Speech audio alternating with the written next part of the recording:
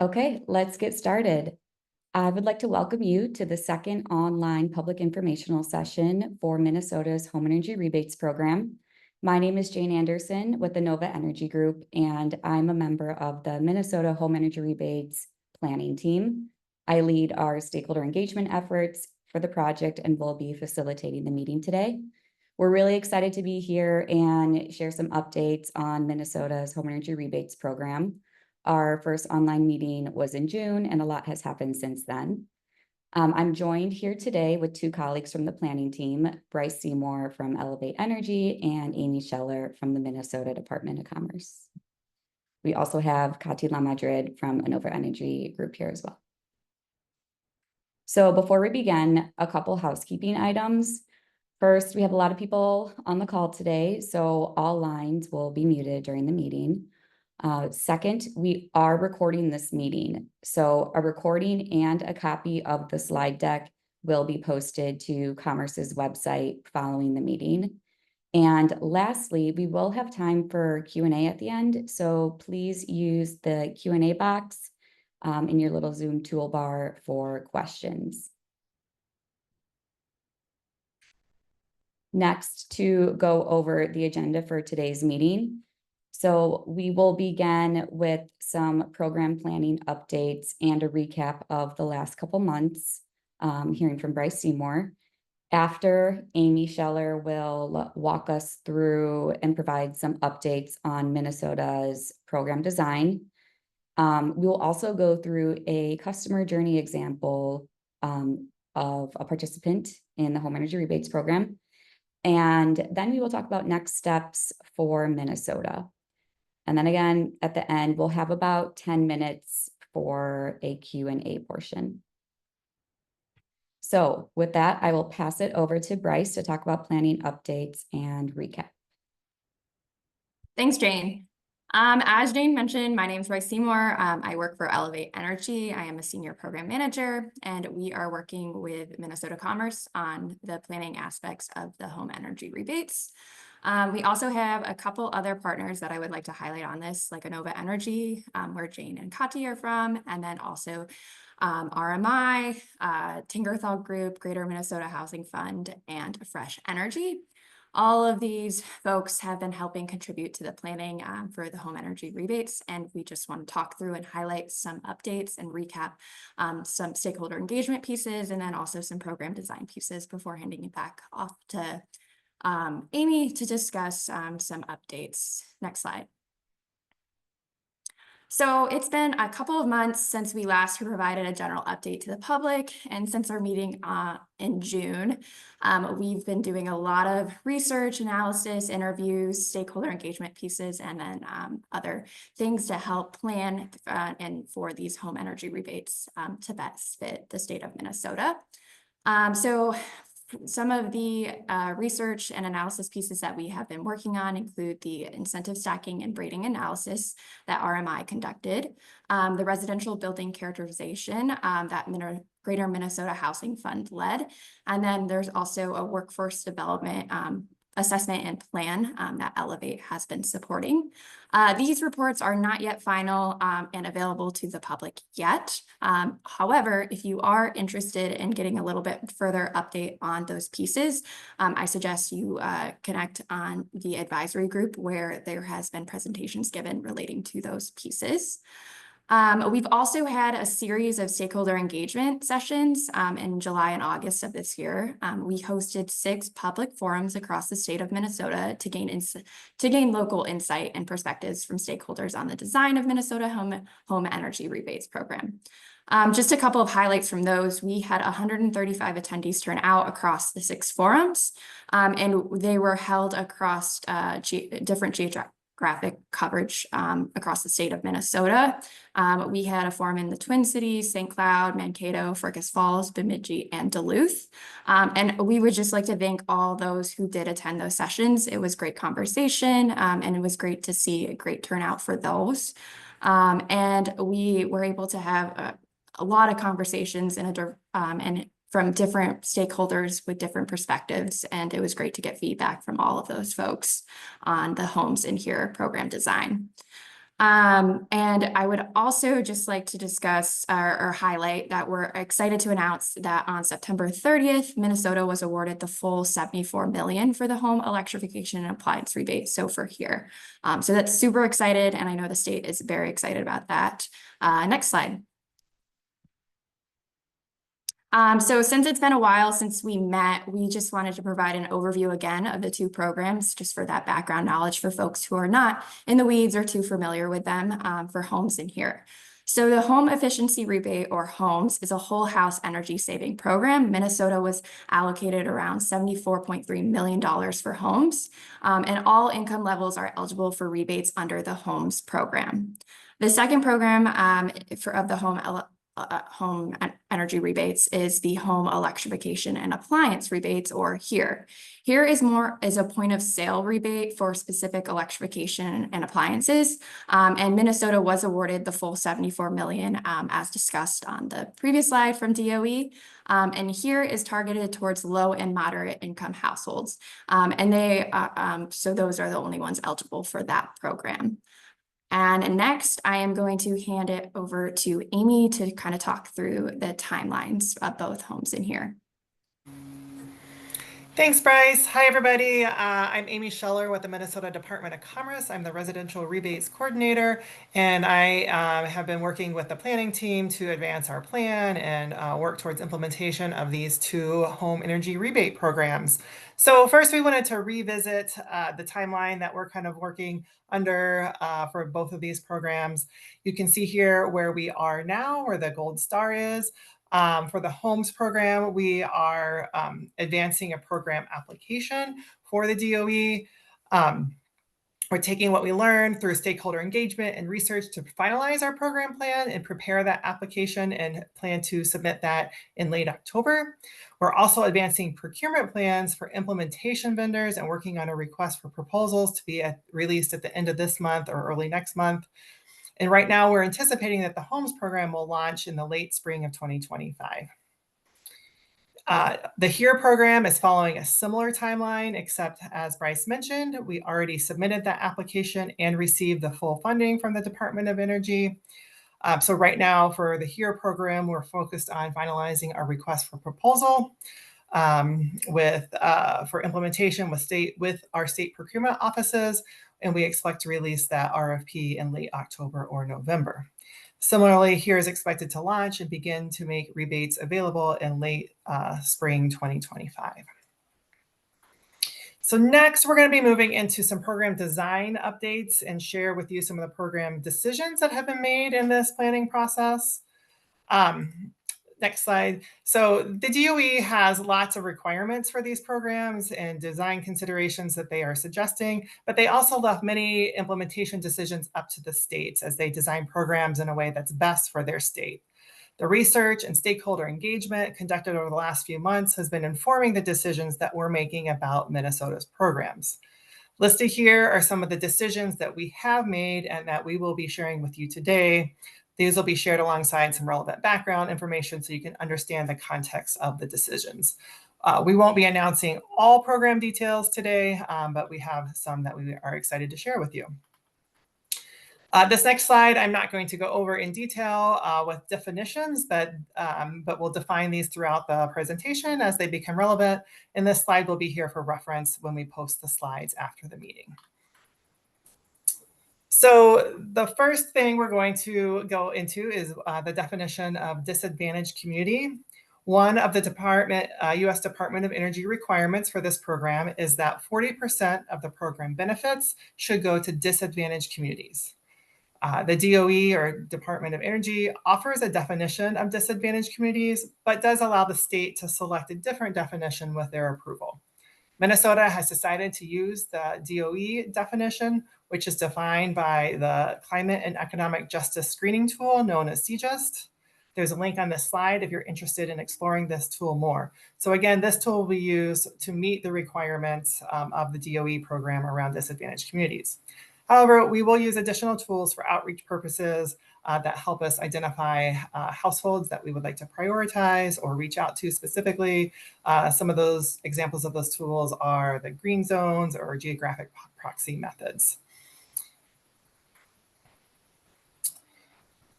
Another requirement that the Department of Energy has is the amount that states set aside the amount of funding that states set aside for low-income households, and that must be proportional to the low-income population of the state. In Minnesota, that minimum is right at 40%. I'll explain how DOE defines low income in a bit. Similarly, the Department of Energy requires that the state set aside 10% of its rebate funding to serve low-income multifamily buildings. A multifamily building is a single building containing at least 2 dwelling units, and a low-income multifamily building is defined as a multifamily building with at least 50% of households qualifying as low income.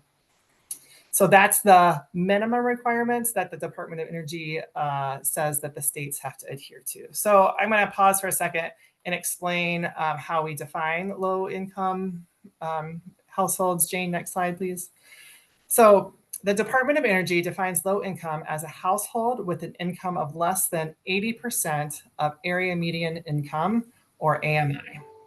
The AMI is dependent on both where you live and how many people live in your household. So if you have a household of 4 people and you live in Hennepin County, 80% AMI is $97,800. So if your household makes less than that amount, it meets the eligibility as a low-income household for this program. You can see also here the low-income thresholds for a couple other counties in Minnesota.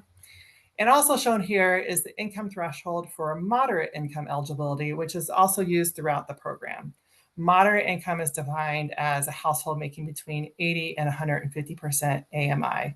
And on this slide, there is a link to a full income table that's on our website that lists all the locations in Minnesota and what the thresholds are for different household sizes for both 80% AMI threshold for low income and the 150% threshold for moderate income. So the next slide shows what Minnesota has decided for our low income allocations. For the homes program, the efficiency program, Minnesota will increase its low income allocation from 40%, right at 40% to 50%. We will use the low income multifamily allocation minimum of 10% and keep that the same. Note that the multifamily low-income allocation is additional to and separate from the allocation for low-income households. So that means that the total low-income allocation for the homes program is 60% when you add up the 50 plus the 100. For the HERE program, we will keep the low-income minimum allocation at 40%, but we're going to increase the low-income multifamily allocation from 10% to 25%. This makes the low income allocation for the HERE program a total of 65%.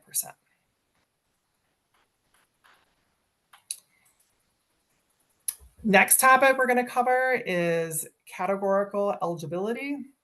Categorical eligibility is one way that states can verify income eligibility for the home energy rebate program. Households already enrolled in certain low income programs are deemed automatically eligible for the home energy rebate program. These households will not have to submit additional documentation for income verification. So, for example, if a house is enrolled in the Energy Assistance Program here in Minnesota, that program will meet categorical eligibility, and that household does not need to submit additional documentation to show what its income is to prove that it's also eligible for the home energy rebate program. You can see here on this next slide the programs that DOE, the Department of Energy, has already approved for categorical eligibility. The state will accept all of these Department of Energy approved programs to be categorically eligible. We will also be proposing other state and local programs that meet Department of Energy income requirements for categorical eligibility, but these will require a DOE approval before we announce them. In general, our approach that we are following is to offer as many programs for categorical eligibility as we can. We want to reduce that burden for applicants to reproduce documentation that they've already had to show in other instances.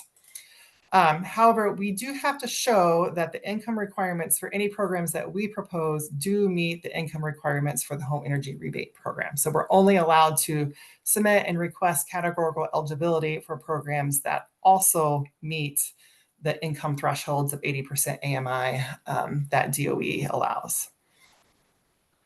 I'll point out that enrollment in an approved program means that a household can participate in the home energy rebate program without showing that they meet the income requirements. However, in many cases, they'll have to produce documentation that proves enrollment in the actual program. Where we can, we'll work to automate verification of enrollment. For example, we hope to automatically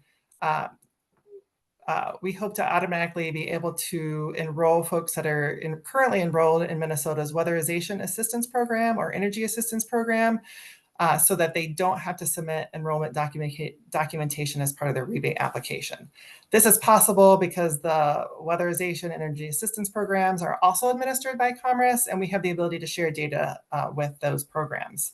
So if a person has applied already for the weatherization and has been approved for the weatherization program, they not only will they not have to submit income documentation, but they won't have to show to us that they are enrolled in that program, because we will have access to that data. However, other programs that we don't administer would require data sharing agreements in order for us to know if an applicant is or is not enrolled in that program. We will work to obtain data sharing agreements where we can, but don't anticipate being able to for all categorically eligible programs. Thus, applicants would have to produce documents that prove their enrollment in the categorically eligible program, but not their income. Next, we're going to move on to the notion of installation incentives. Homes in here have different installation incentive allowances. For the homes program, the Department of Energy allows a $200 per home incentive to contractors and aggregators for completion of projects in disadvantaged communities. No additional incentives are allowed to be included for that program. An aggregator is an entity that engages with multiple single-family homes or multifamily buildings for the purpose of combining or streamlining projects allowed by the state. And so for the home programs, it's a $200 per home incentive for installations that are in disadvantaged communities. The structure for the HERE program is a little bit different. For the HERE program, the state can provide up to $500 per dwelling unit as an installation incentive. That incentive goes to what is known as an eligible entity representative, which is a governmental, philanthropic, commercial, or nonprofit organization that applies for and receives a rebate on behalf of a household and performs the installation of that qualified energy project. The state has some choice as to what installations that we can incentivize or would like to incentivize. So the next slide shows what Minnesota will offer as its installation incentives for the HERE program. So there's a couple components of this that I'll talk through. So first off, there's a geographic component to this. So overall, the incentive can be as high as $500. Minnesota has chosen to make the maximum incentive per household in non-metro counties, defined as outside Anoka, Dakota, Hennepin, Ramsey, and Washington counties. So for all counties besides those 5, the max incentive, installation incentive will be $500. However, for the metro counties, that incentive will be capped at $250. The purpose of this split is to address the fact that there are contractor shortages and other barriers to incentivize entities to participate in delivering these rebates to outstate Minnesota, and we really want to bring attention and resources to incentivize installations in those areas. The multifamily building incentive, the way you get a multifamily incentive is you multiply the number of units by the max to arrive at the amount for that full multifamily building. We're going to cap that incentive at 100 units. So that's equivalent to a $50,000 cap in the non-metro counties and a $25,000 cap in metro counties. The amount of incentives will depend on a few other things as we use these incentives to prioritize certain communities and certain technologies that have been determined high priority for Minnesota. You can see the schedule of available incentives here that prioritize things like disadvantaged communities, performing upgrades to homes that have delivered fuel or are heated by electric resistance, and mobile homes. We're also incentivizing certain technologies and the notion of envelope first, and that best practice in making homes more efficient is to take care of the home envelope with insulation and air sealing. So the actual incentive schedule table is on the slide itself. So there will be an available $200 incentive for a substantial installation that occurs in a disadvantaged community. And so the substantial installation means that we're excluding stoves and heat pump dryers as in that definition. There is a $150 incentive for a substantial installation in a home that has delivered fuel or uses currently electric resistance heat, and also mobile homes. We're offering a $150 incentive for improvements that include insulation, and $150 for an improvement that includes air sealing and ventilation. So the way these incentives work is that you can add up the incentives that are listed here at the table, but you have to follow the cap of $500 or $250 per household. So as an example, an installation of a heat pump with insulation and air sealing also included in a disadvantaged community or a disadvantaged community outside the metro area would receive the full $500 incentive. That's $200 for being in a disadvantaged community, plus $150 for the insulation and $150 for the air sealing, totaling $500. Note, if that same project was done in a metro county, the max incentive would be capped at $250. Next, we're going to talk about some reminders around retroactive rebates. For the homes program, the Department of Energy allows for improvements for rebates to be retroactive for improvements that were made before the program launches back to August 16th of 2022. However, to be retroactive, you have to meet all of the program requirements for that program. And until program design is complete for the homes rebates, we cannot guarantee what will and what will not qualify for a retroactive rebate. And as a reminder, for the HERE program, the Department of Energy does not allow us to issue retroactive rebates for the HERE program, for the electrification and appliance rebate program. Next, an update about new construction. So some background here, new construction is not eligible for rebates according to the Department of Energy for the homes program. Like, we are not allowed to issue those rebates. However, for the HERE program, the Department of Energy states that states may allow households to receive a rebate for projects in new constructions. However, states may also restrict eligibility to a narrow set of households or existing conditions and or technologies. So the decision for Minnesota has made is that we will allow new construction to be available or allowable for rebates under the HERE program. However, the details are not yet finalized on which new construction projects will be allowed. There will be some eligibility limits with potential caps on total rebates going to new construction versus retrofit. So it's kind of a partial decision. We will allow new construction, but are still working on the specifics of what type of new construction and how much new construction will be allowed in our program. Moving on, we're going to talk about self-installation and when that will be allowed. We heard in stakeholder engagement that a desire for households to be able to receive rebates for do-it-yourself projects. This is an important strategy that was highlighted in areas where contractors are less available and folks are more likely to take on do-it-yourself projects, and wanted those to also be eligible for rebates. So some Department of Energy specifications around self-installation for the homes program. The Department of Energy does not allow self-installation. That's the whole home efficiency project. So those projects will have to be undertaken by qualified contractors. However, for the HERE program, states have the flexibility to allow self-installation for certain equipment.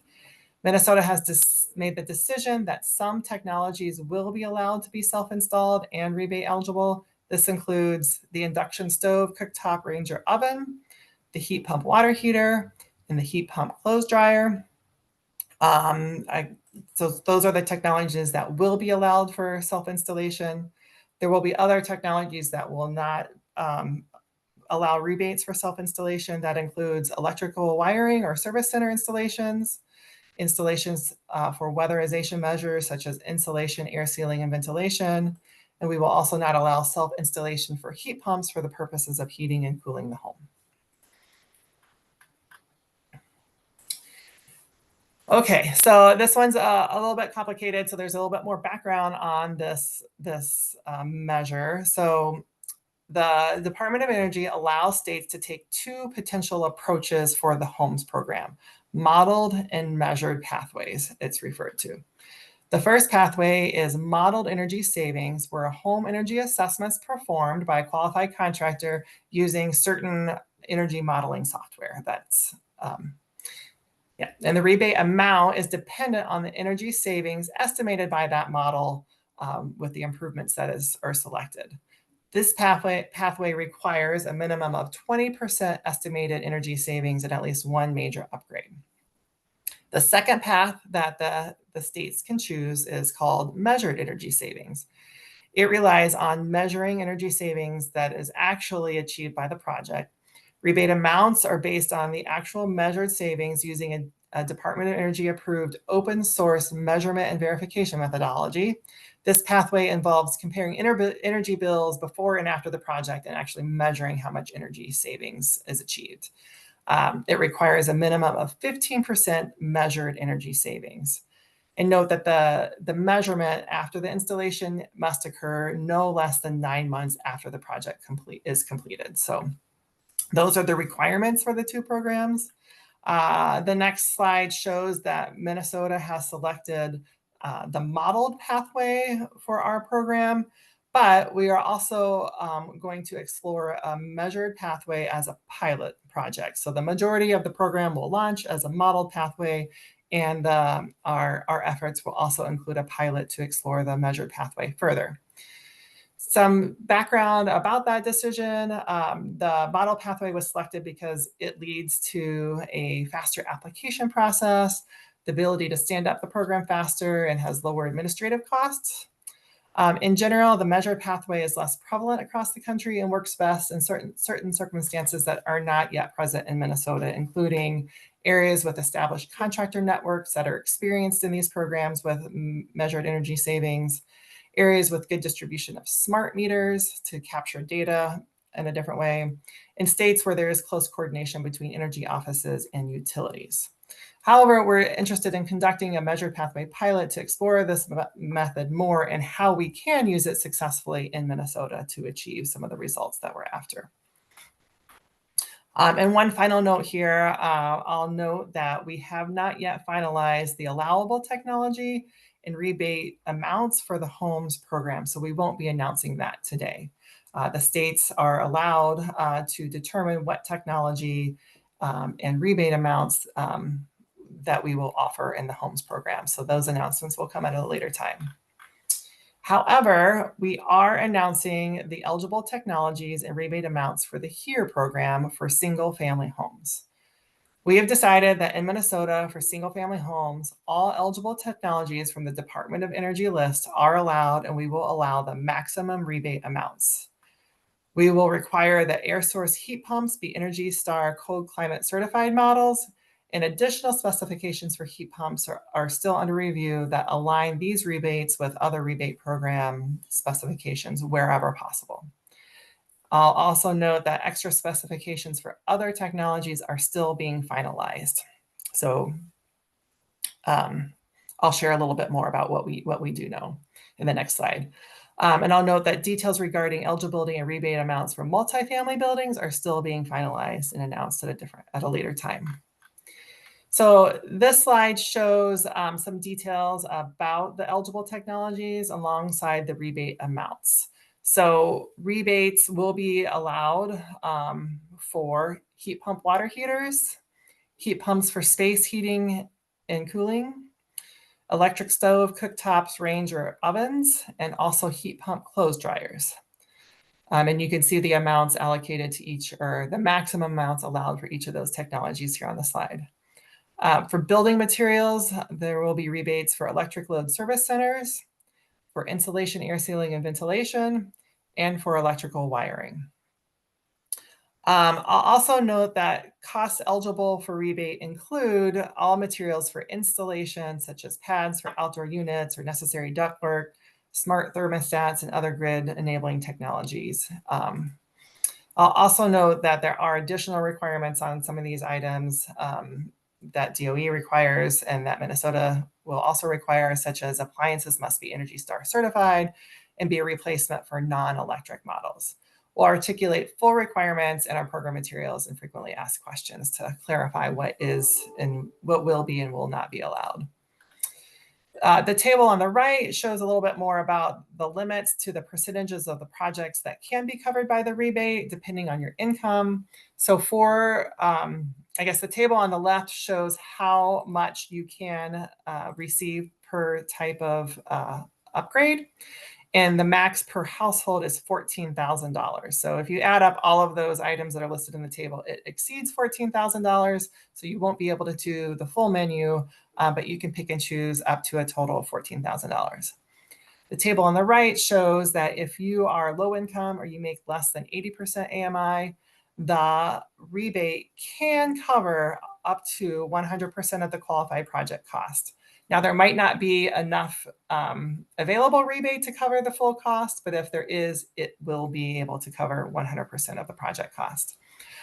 If you are middle income between 80 and 150% AMI, the rebate is only allowed to cover 50% of the qualified project cost. So you might not be able to collect the max rebate amount because the max rebate amount from the home energy rebate program could be more than 50% of the qualified project cost. Note another reminder here that if you make more than 150% AMI, you are not eligible for any of these here rebates. Okay, so that's a lot of information on that slide. I wanted to take a step back and kind of end my part of the presentation with an example of the customer journey. This is one example that describes a project where a homeowner is working with a contractor for a project for a HERE rebate. There's a lot of things that we've kind of thrown around, but there's trying to get some understanding of what this might look like for a customer.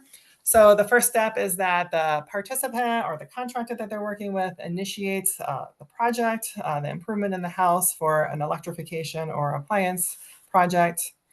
The participant will self-identify as eligible. They'll confirm that they meet the eligibility requirements and then proceed on to working with their contractor to develop the project scope and arranging for a home assessment if that's required as part of the rebate.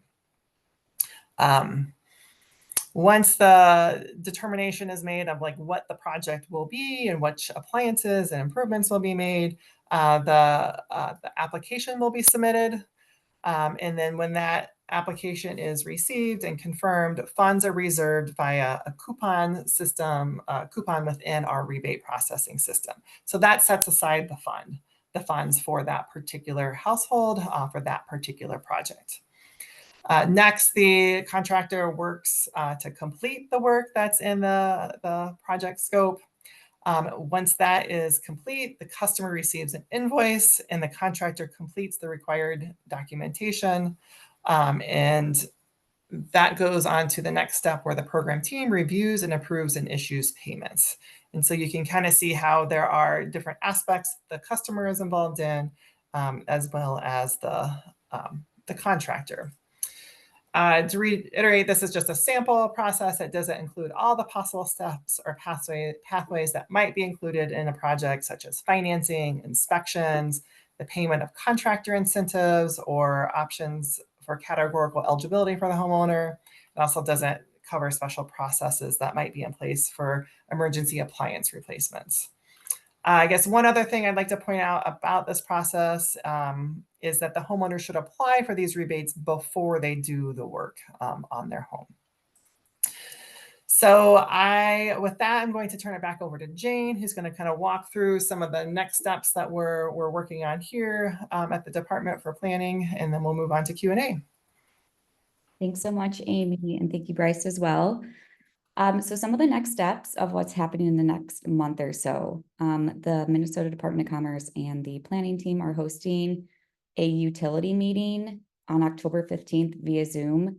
This is limited to utility groups only. We're really excited to engage with them. If you are a utility and are interested in attending, please contact us. You'll see the contact information on the next slide. We also have our next advisory group meeting on October 22nd. This is also via Zoom. The advisory group meetings are open to the public. Also in October and November, we are looking to submit our homes application to the Department of Energy, as well as release RFPs for the implementation contractor. So those are some of the things that are happening in the near future on our end.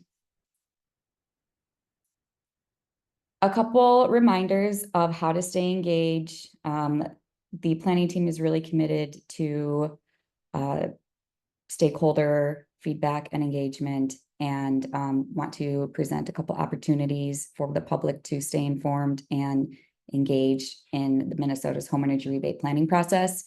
So the first is our online comment form. This is open, continues to stay open. I have linked the QR code here, as well as hyperlinked it. The online comment form can be used to submit comments or ideas related to program design, and these go directly to the planning team, and we review these on a weekly basis. Also linked the public engagement page on Commerce's website. That is the place to go for all things happening, all public events happening related to Minnesota's home energy rebates. So check this page out. And the best way to stay up to date with what's happening in our planning process is to subscribe to Commerce's Consumer Announcements newsletter. We send out email updates, and these are for individual consumers, homeowners, renters, and just the general public.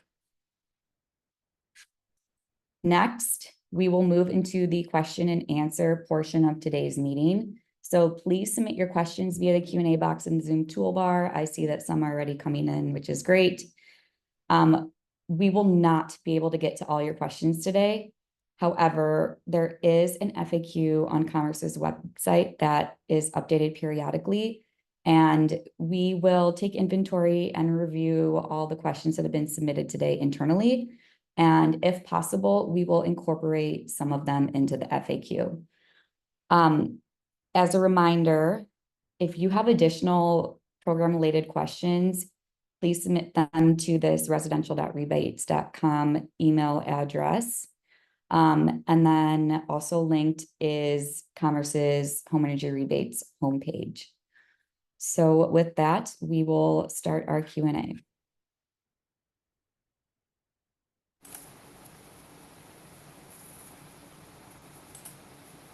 Thanks, Jane. Just to note that we've been monitoring the chat, and some of the team members have been replying to questions as they come. So some of your questions have already been answered, but I think there's a few ones that are worth discussing here generally. So I'll point some out, I think for Amy primarily, but Bryce, Jane, feel free to step in. Amy, to start with, could we clarify eligibility for multifamily versus single family, and also homeowners and renters? How can each participate in the programs?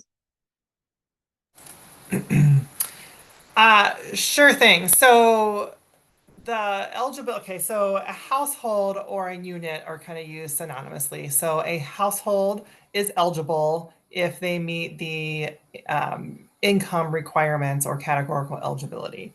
And I will note that I didn't say this when I was presenting, that the income is based on all adult residents of that unit or household.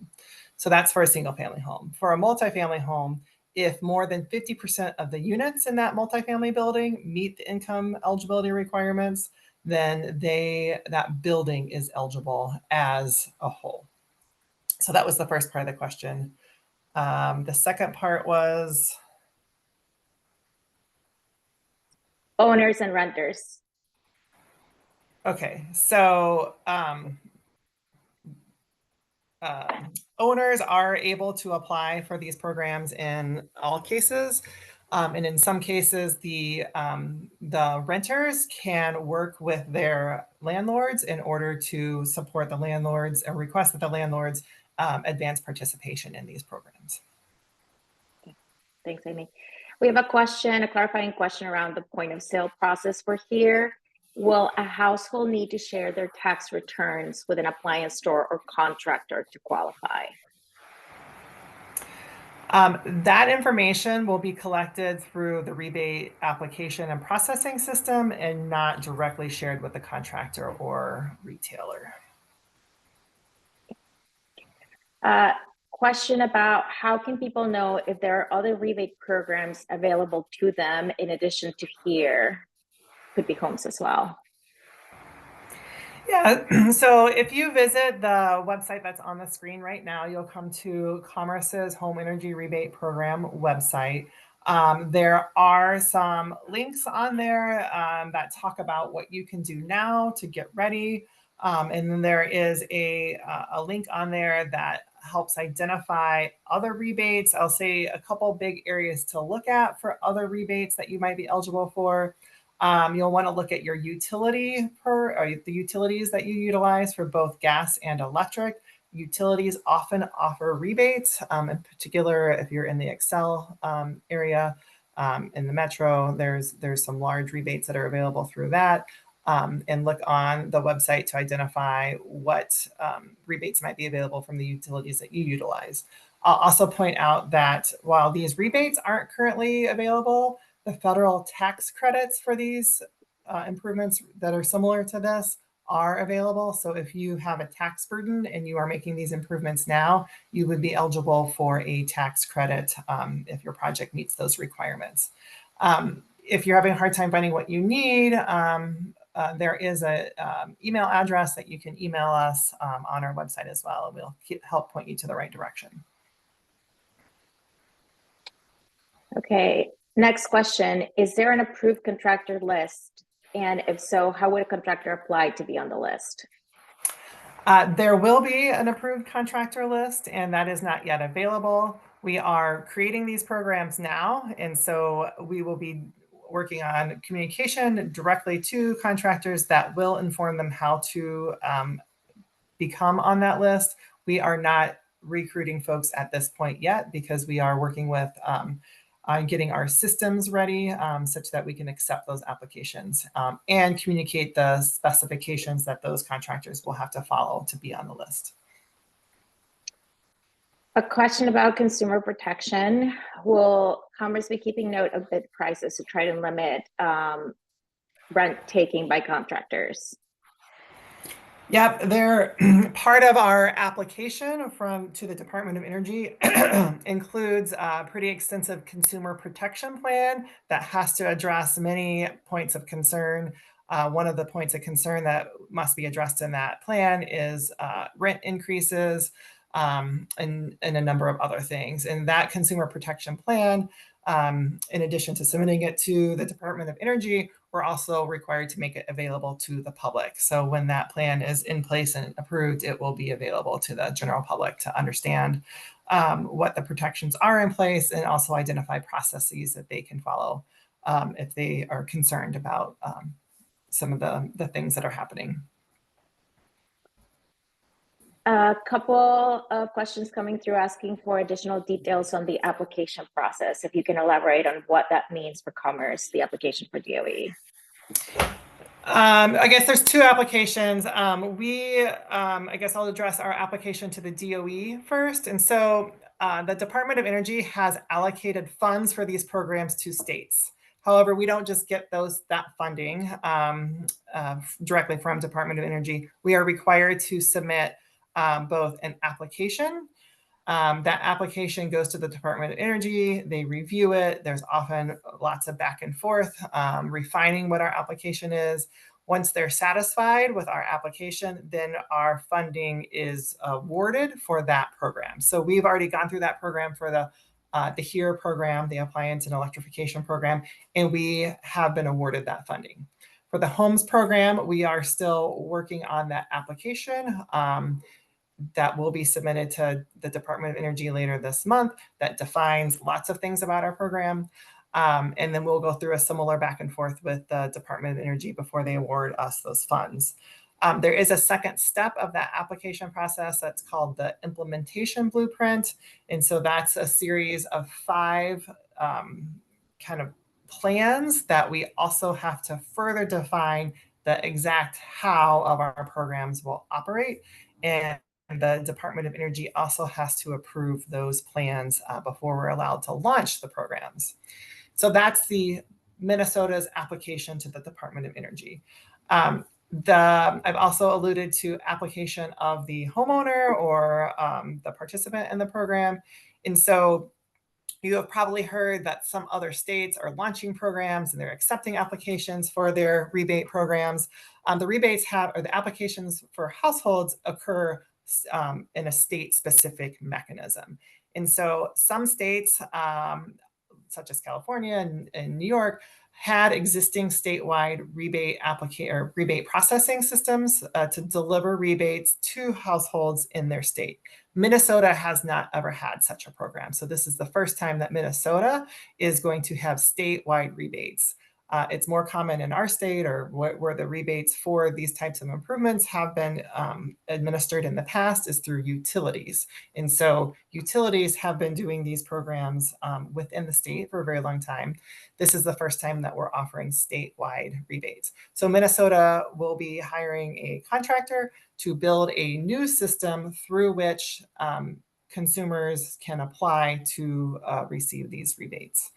I'll add that there's a couple statewide rebates for electrical panels and heat pumps that will also be utilizing the same infrastructure that will be building for the home energy rebate programs. So those are the 2 different kinds of applications.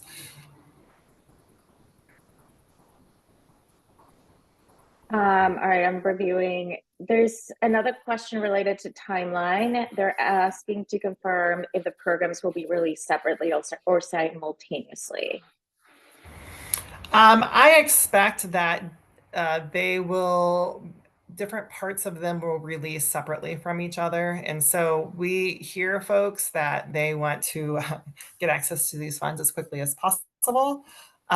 When we have an implementer that's building building the infrastructure that will be delivering these programs, we expect that different parts of it will become available prior to other parts of it, and not both whole programs in mass all at once, all at the same time. So once we begin to build those programs with the implementer that we hire, we'll have more details about which portions will be launching first and next.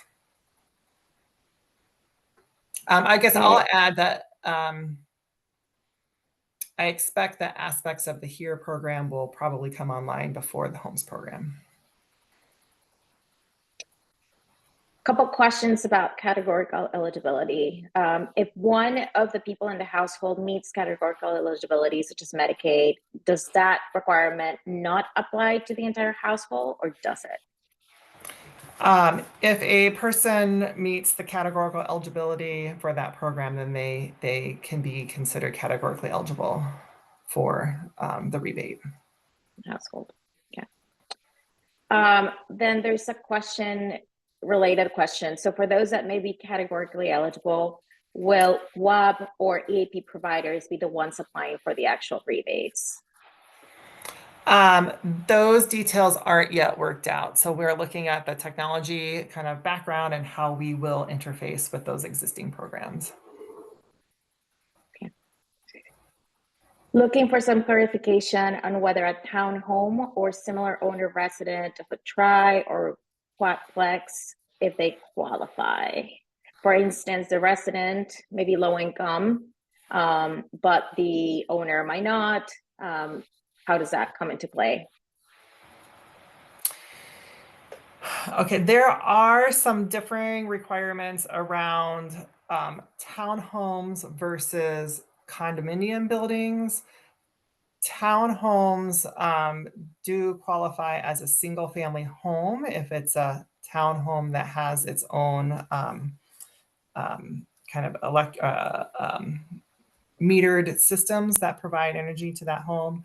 I believe that this is something that we will clarify more in the FAQ. So I don't have all the details to articulate what distinguishes between the house or the townhome and the condo building. A condo building would qualify more as a multifamily building. There's many cases where a townhome would qualify as a single family building, which means it would be dependent on the income of the owner of that particular townhome. Bryce, do you have anything to add to clarify that? No, DOE has very good guidance on that, and I think that like it's pretty, I don't want to say technical because it's not, but it's in the weeds, so it's something that would be great to add to the FAQ when we respond, because there are specific guidelines that the state is required to follow relating to that piece. And just to chime in about the FAQ right now, so some of the announcements that we made today, this is the first time that Department of Commerce is releasing these decisions to the public. Our FAQ is not yet built up with the details that have been released here today. So you can look for a couple things in the future. First, very soon today,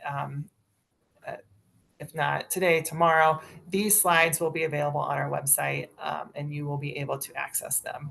Over the course of the next days and next week, we'll be working on adding to our FAQ to reflect some of the details that were presented in this presentation, and then dive into some of the other requirements that are already stated that aren't really our decisions, but are stated by the Department of Energy, such that people can start to understand who is and who is not eligible. Tati, do we want to do one more question and then we can wrap it up? Sure. Well, here's a quick one. We might have time for another one, but just confirmation that the goal of the HERE rebate is for the rebate itself to go to the contractor, so the homeowner does not have to front the money. Correct. So the point of sale kind of can allude to multiple things, but it does mean that the household does not pay for the improvement and wait for reimbursement. It's reimbursed by the state directly to the contractor and possibly the retailer. Okay. One more question that is broad, but maybe we can speak a little bit about how we're thinking about this. What happens if there's not an approved contractor available in a certain area of the state? Yeah, I mean, I think that's a great question. There are, folks will be shopping for contractors to do this work in most of the cases.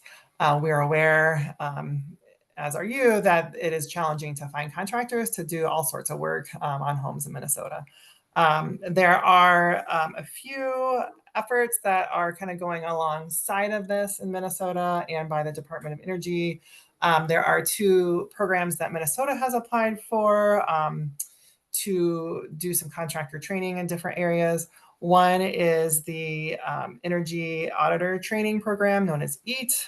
We do have an application into that program for the Department of Energy. The other is known as TREC, the Training for Residential Efficiency Contractors. There's actually two instances of that that DOE is making available to the states, and we are applying to those. So we are seeking and applying to opportunities for funding to train and increase the availability of contractors. However, that's not going to entirely eliminate some of the shortages. One of the goals for this program from the Department of Energy is to create a kind of pipeline of projects in this space that then kind of attracts contractors to come into the workforce to deliver these programs. And so it is intended to be market transformational in order to provide a little bit of, I guess, not predictability, but pipeline of projects for the next 5 to 7 years and build the contractor availability alongside of that. Okay. Thank you so much, Amy. We will wrap up the Q&A portion. Our last slide is just ending on a thank you. Thank you so much, everyone, for attending our second online informational session for Minnesota's Home Energy Rebates program. Thank you so much to our speakers today, Amy Scheller from the Department of Commerce and Bryce Seymour from Elevate Energy. And thank you, Katila Madrid from Innova Energy Group for facilitating the Q&A portion. As mentioned, the slides and the recording will be posted to Commerce's website this week for your reference. So go check them out, and the links are all clickable. So have a great day. Thank you so much for attending, and I'm going to end the presentation. Thank you, everyone. Thanks, Jane. Thanks, everybody. Bye.